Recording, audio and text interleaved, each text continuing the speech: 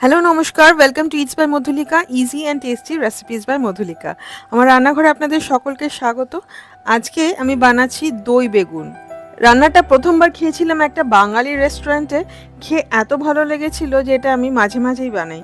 সম্পূর্ণ নিরামিষ, পেঁয়াজ রসুন ছাড়া, টক ঝাল মিষ্টি এই দই বেগুন খেতে কিন্তু ভাতের সাথে যতটা ভালো লাগে, লুচির সাথেও ভীষণ ভালো লাগে, আর রুটির সাথেও খুব ভালো লাগে। বেশ কিছুদিন ধরে ইচ্ছা করছিল দই বেগুন খাবার, আজকে বানাচ্ছি আমি, আর সেই রেসিপিটাই শেয়ার করছি আপনাদের সাথে। আশা করি আপনাদের সকলের ভীষণ ভালো লাগবে। চলুন রান্নাটা শুরু করা যাক। আমি নিয়ে নিয়েছি 300 গ্রাম বেগুন।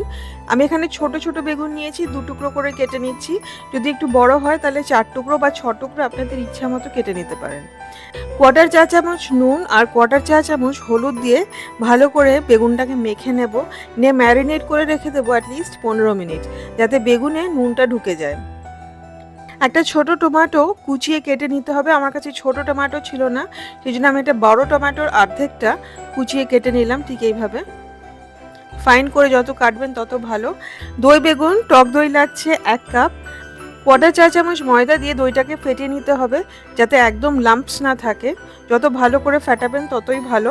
দইটা রান্নার সময় যাতে ফেটে না যায় সেই জন্যই ময়দাটা দেওয়া। এবারে রান্নাটা শুরু করা যাক। কড়াইতে 1/2 কাপ সর্ষের তেল নিয়ে নিতে হবে। প্রথমে ভেজে নেব বেগুনগুলো। আমি চামড়ার দিকটা নিচে দিচ্ছি, বেগুনের খোসার দিকটা নিচে দিচ্ছি, তাতে তেলটা কম টানে।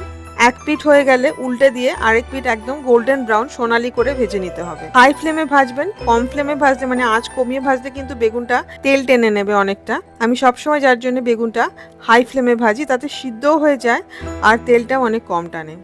একটুখানি খেয়াল রেখে ভাজতে হবে যাতে বেগুনটা পুড়ে না যায়। আমার প্রত্যেকটা রান্নার নিচে মোরে ক্লিক করলে ডেসক্রিপশন বক্সে যাওয়া যায়, সেখানে সেই রান্নার উপকরণ এবং আরও কিছু রান্নার লিঙ্ক শেয়ার করা থাকে। লিঙ্কে ক্লিক করলে সেই রেসিপিগুলো দেখতে পারেন। রেসিপি দেখে যদি ভালো লাগে রান্নাগুলো অবশ্যই ট্রাই করবেন। বেগুনটা ঠিক এরকম সোনালি করে ভেজে নিতে হবে। বাকি যে তেলটা আছে তাতে দিয়ে দিলাম 2টো তেজপাতা আর গোটা গরম মশলা থেতো করে, 2 ইঞ্চি দারচিনি আর 2টো এলাচ। ভেজে নিতে হবে যতক্ষণ না খুব সুন্দর একটা গন্ধ বেরোয়। তারপরে দিয়ে দিতে হবে নুন স্বাদ মতো। আমি এখানে 1 চা চামচ নুন দিয়েছি। দিয়ে দিলাম কেটে রাখা টমেটো। টমেটোটা নুনের মধ্যে দিয়ে ভেজে নিতে হবে যতক্ষণ না টমেটোটা নরম হয়ে যাচ্ছে। এরপরে দিয়ে দেবো এক এক করে মশলা। জিরে গুঁড়ো, লঙ্কা গুঁড়ো দিয়েছি 1/2 চা চামচ, গরম মশলা গুঁড়ো দিয়েছি 1/4 চা চামচ, আর আদা বাটা দিয়েছি 1/2 চা চামচ।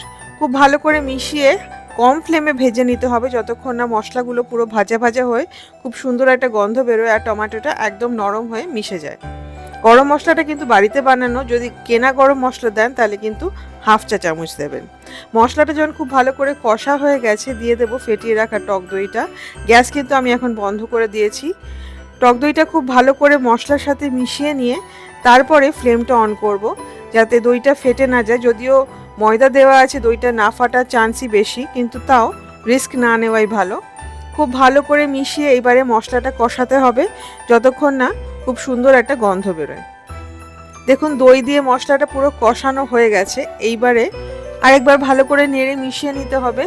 খুব বেশি কষানো যাবে না, যেহেতু ময়দা অলরেডি দেওয়া আছে, সেই জন্য খুব বেশি কষাতে গেলে কিন্তু পুড়ে যেতে পারে।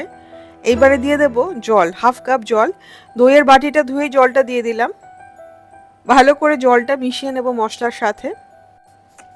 দিয়ে দেব চিনি স্বাদ মতো। এটা একটু টক ঝাল মিষ্টি হবে। আমি 1/2 চা চামচ চিনি দিচ্ছি।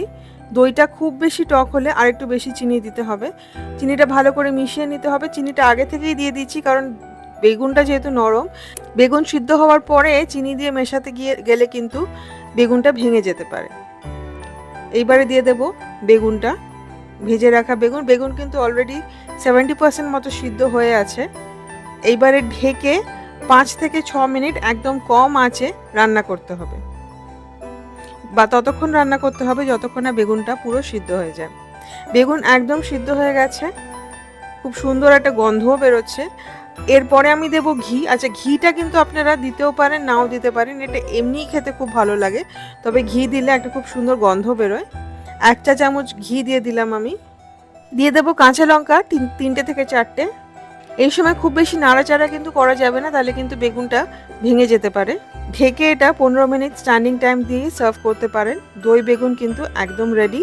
রুটির সাথে, পরোটার সাথে, লুচির সাথেও এটা ভীষণ ভালো লাগে আর ভাতের সাথেও খুব ভালো লাগে। আমার ফেভারিট কিন্তু রুটির সাথে দই বেগুন। রেসিপিটা অবশ্যই ট্রাই করবেন এবং আমাকে কমেন্ট করে জানাবেন যে কেমন লাগলো। রেসিপিটা যদি ভালো লাগে প্লিজ লাইক করবেন, শেয়ার করবেন অ্যাটলিস্ট 5 জনের সাথে। আমার চ্যানেল ইটস বাই মধুলিকা অবশ্যই সাবস্ক্রাইব করবেন। সাবস্ক্রাইব করার সময় বেল আইকনটি প্রেস করতে কিন্তু ভুলবেন না। খুব ভালো থাকবেন, ভালো ভালো রান্না করবেন। দেখা হবে খুব শিগগিরই একটা নতুন রেসিপির সাথে। Happy cooking. Thank you.